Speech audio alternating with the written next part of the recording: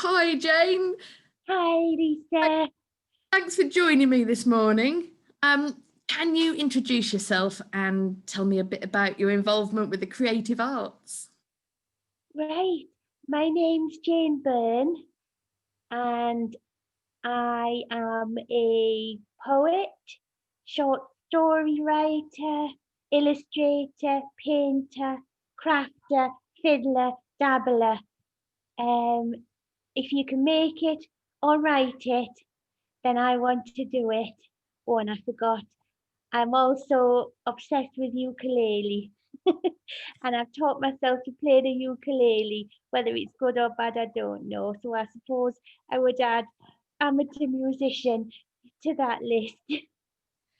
Absolutely. Well, I have to say, I do know you and I am aware of the extent of your incredibly impressive range of involvement in the creative arts. I really, really enjoy your posts and seeing what you're up to next because I can never guess what it will be. No.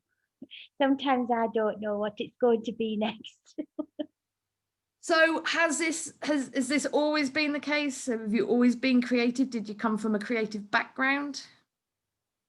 um, I suppose in a way, because my dad was an engineer, um, obviously at very small scale, working with lathes and milling machines and pillar drills and things like that. He was also a dabbler himself.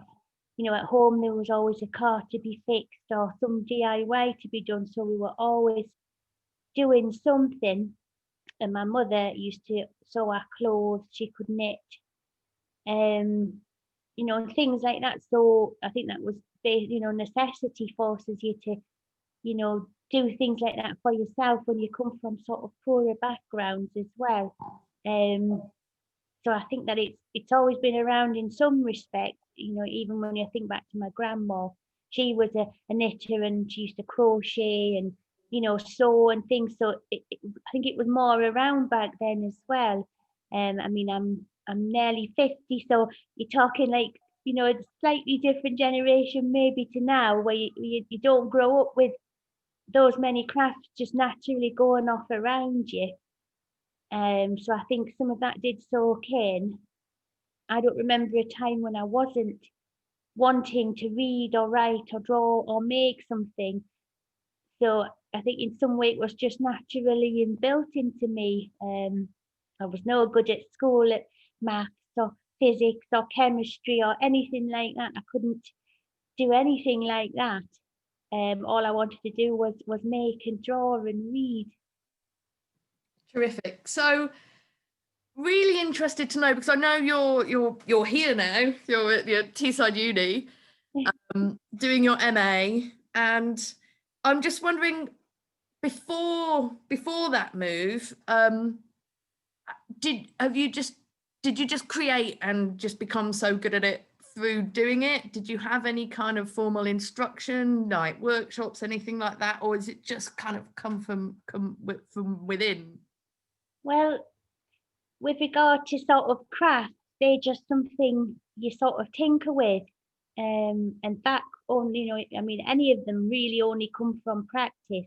You can only put a certain degree in with education. I mean, when I was younger, I did do, I loved art and everything. I loved the GCSE art. I did A levels. I didn't do very well in them. I just scraped incredibly low passes in them because I hadn't really hit my stride. I didn't have the confidence just to do what I wanted to do. You think when you're doing a fine art degree, it's got to be something that they might hang in the Saatchi Gallery or the Tate Modern or something. So you're painting things that in your heart you maybe don't want to paint. So I think I was too easily influenced when I was young. I didn't have the confidence I have now. If I want to paint a Bambi in front of an orange sun, I'll paint it and I don't care who likes it. I just want to paint it. Whereas back then I would have thought, oh no, they won't think it's modern. They won't think it's fashionable. They'll think it's naff. Um, so you worry about a lot of things like that, and I think that really held back who I was back then. I even tried to do it. It's funny. I sometimes think I ought to write to them one day and say, "See, I did learn a bit of English literature in the end because I did so badly in my English literature A level. I could barely string a thought together. The only thing that stayed with me from that is one of the teachers introduced me to poetry, and that's where it really came into my life because I didn't have access to poetry books or anything like that. I didn't really know anything about literature. It just wasn't in our house. You might have found some Reader's Digest and some old medical book or something, but it wasn't a house where books were a very prominent thing. And it's the same for a lot of people who've had working class upbringings, especially back then. Thank God for libraries, because otherwise I would have barely read anything. But she did a bit, she did touch on poetry. She showed us a bit of Seamus Heaney and Stevie Smith and a bit of John Betjeman. And that did switch something on inside me. So I would sit there and write a few things in private, but I would never have shown them to anybody. And I certainly wouldn't have had the confidence to write what I write now. It's taken a very long time. Like I say, it's taken almost 50 years to work out who I am as a writer and an artist. I love making. I went back and did an access course that might have got me onto university because my grades at A level were very poor. And that was an art foundation course where you could try textiles, graphics, fine art. You could dabble a little bit. And then I thought, yes, I really do think this is what I want to do, and I did a lot better on that course. And I think I was 20 when I went back and did that. And that got me on to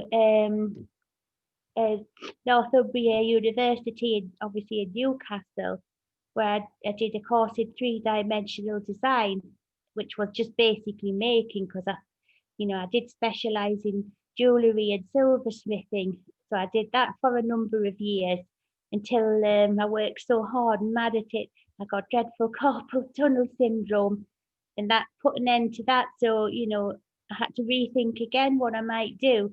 And then I suppose I just got a bit lost. I didn't really know how to direct myself. I had a phase where I really wasn't doing anything at all. And that was, there were quite a few lost years there where I really lost who I wanted to be.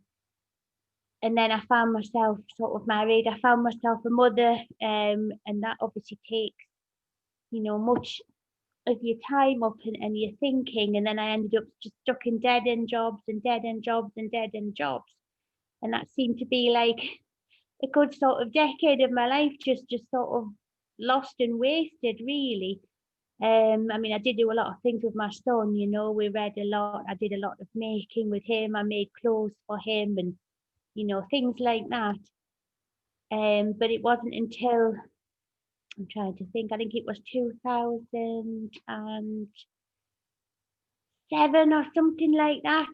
I was just looking at the what's on at your local libraries, and there was a poetry event at Wickham Library, and I thought, oh wow, a poetry event. And I thought, I'll just go and I'll sneak in at the back, which is exactly what I did. And I thought, wow, I didn't realize this is how silly I still was, or how, uninformed I still was. I didn't realize poets just got together and read poetry and shared poetry. I didn't even understand that's how poetry worked. I was still thinking there must be some dusty person in an attic in Oxford University or something. I didn't realize anybody just did it. And then I just thought, and the switch just went, and that was it. And I've just been like an absolute demon ever since. Since then, I've never stopped writing and making, and I think I'm really trying to capture the lost years when I wasn't doing what I wanted to do. Sorry, that's a bit of a ramble. That was not a ramble at all. That was terrific. Really, really enjoyed listening to that journey that you've been on. It's fantastic to hear all that.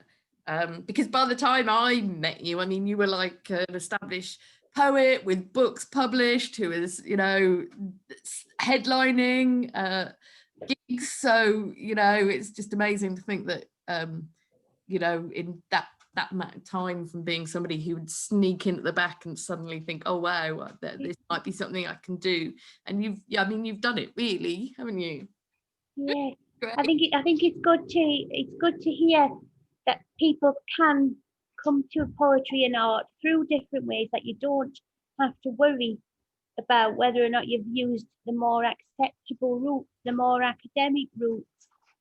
You know, although it has taken me, like I say, a hell of a lot longer. You know, if I'd have had sort of parents who could realise what it was I could do as a child and help direct me, they didn't know. You know, a lot of my poetry thinks, you know, I didn't realise anybody could be an archaeologist till I went to sixth form college. And I just thought, what's just anybody can just go and get a college? What?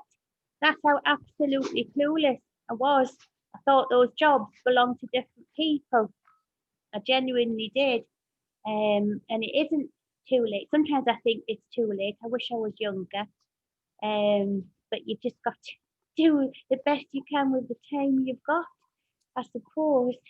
Yeah, I mean, for me, really such a similar journey. I mean, no one from my family had ever been to university. It wasn't even, you know, something that was considered. I went to secretarial school like my mum, and, you know, I got a job to help my dad pay the mortgage because he wasn't working.